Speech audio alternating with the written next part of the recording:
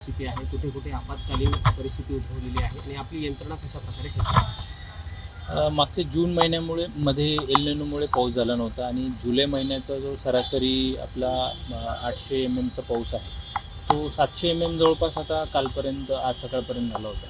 तर जुलै महिन्याचा एकंदरीत जो पाऊस असतो तो या फक्त 6 दिवसांमध्ये ठाणे जिल्ह्यामध्ये झालेला आहे आणि मागच्या काही दिवसांमध्ये जोरदार पावसासोबत वारा देखील ताशी 60 ते 70 आज 70 ते 80 प्रति तासाने किलोमीटरनी वाहतो आणि त्यामुळं काही घटना ज्या आहेत झाडं पडण्याच्या घटना जिल्ह्यामध्ये साधारणतः 200च्या जवळपास अशा घटना झालेल्या आहेत आणि विशेषतः महापालिका क्षेत्रामध्ये झाड पडल्यानंतर काही इजा होणे असे प्रकार झालेले आहेत.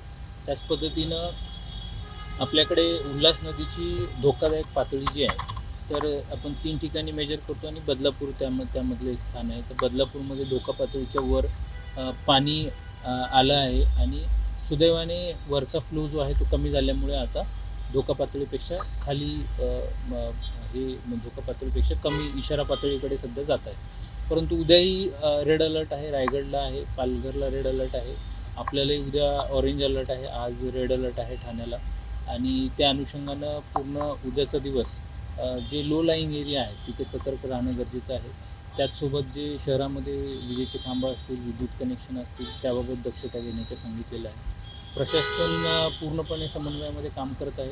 सर्व रिसोर्सेस जे आहेत तर ते महापालिका असतील, नगरपालिका असतील, जिल्हाधिकारी कार्यालय असेल, पोलीस प्रशासन असेल एकत्रितपणे वापरून त्या पद्धतीनं ज्या उपाययोजना करायच्या त्या करतो आहे आणि आपण इथे बघू शकता सगळा फील्ड जो आहे स्टाफ जो आहे तो फील्डवरती राहून काम करतो आहे. इथे सोनवलीला 250 लोकांचं स्थलांतरण केलेलं आहे आणि खबरदारीचा उपाय म्हणून रात्री देखील जर पाण्याची पातळी वाढली तर त्या पद्धतीने कुठे स्थलांतरित करायचं, किती लोकांना करायची आवश्यकता पडू शकते आणि त्यांची व्यवस्था ही नगरपालिकेने केलेली आहे.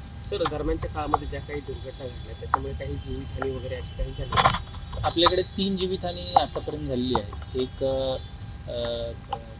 एक स्लॅब कोसळून झालेला आहे. एका ठिकाणी नदीच्या पात्रामध्ये एक व्यक्ती वाहून गेल्यामुळं झालेली आहे आणि मीराबाईंदर येथे नारळाचं झाड होतं ते दुचाकी स्वार होते त्यांच्या अंगावर पडल्यामुळं ती झाली आहे. एक आणखीन भिवंडीला आज काल इव्हनिंगला झाली आहे.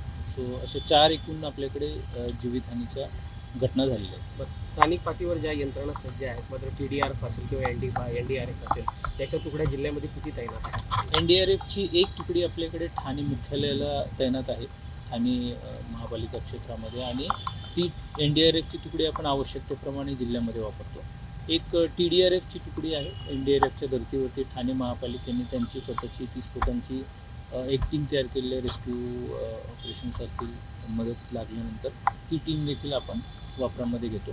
NDRFची एक ॲडिशनल टीम आहे ती आपण कल्याण या भागामध्ये मागितलेली आहे. आपल्याकडे C1 इमारती असतील, C2 इमारती असतील यांची संख्या जास्ती आहे आणि त्यामुळे कल्याणला NDRFची टीम आपण द्यावी अशी वरती विनंती केली आहे. त्या पद्धतीनं राज्य आपत्ती व्यवस्थापन कक्ष यांनी केंद्राला पण लिहिलं आहे आणि आपण त्याच्यासाठी पाठपुरावा करतो. उद्या सुद्धा शाळांना सुट्टी जाहीर करण्यात आली. आणखी निर्णय घेतलेला नाही आहे. आपण आज हाफ डे पण आपण डिक्लेअर केला होता ठाणे जिल्ह्यामध्ये दुपारच्या वेळेनंतर, कारण शहरी भागामध्ये मोठ्या प्रमाणावरती वारे आणि पाऊस होतो.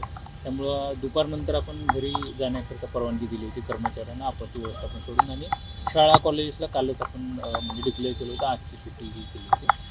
साधारणतः आणखीन 2 तासानंतर सगळ्या परिस्थितीचा आढावा घेऊन त्यावर निर्णय. लोकशाही मराठी ऐका, पहा, जागरूक रहा.